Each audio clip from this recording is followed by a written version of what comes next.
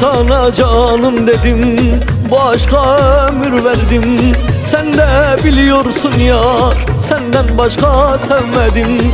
Sen de biliyorsun yar, senden başka sevmedim.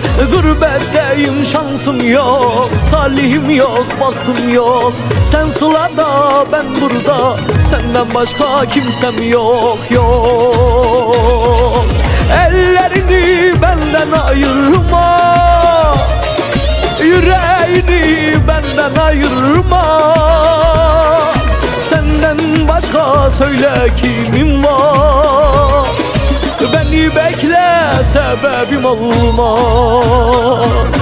Ellerini benden ayırma, yüreğini benden ayırma. Senden başka söyle kimim var? Beni bekle, sebebim olma.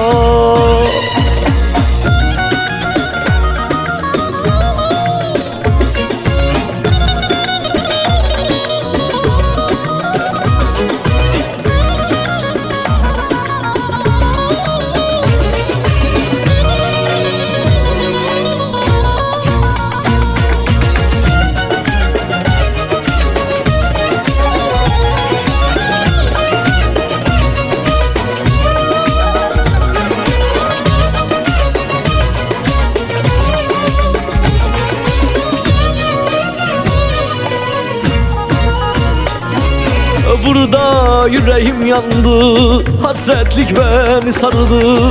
Bekle beni sevdiğim, çoğu gitti azı kaldı. Bekle beni sevdiğim, çoğu gitti azı kaldı.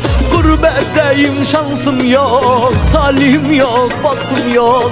Sen sılada, ben burada, senden başka kimsem yok, yok.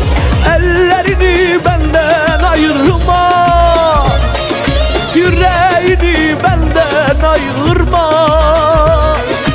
Senden başka söyle kimim var?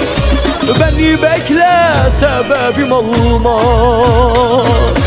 Ellerini benden ayırma, yüreğini benden ayırma. Senden başka söyle kimim var? Beni bekle, sebebim olma.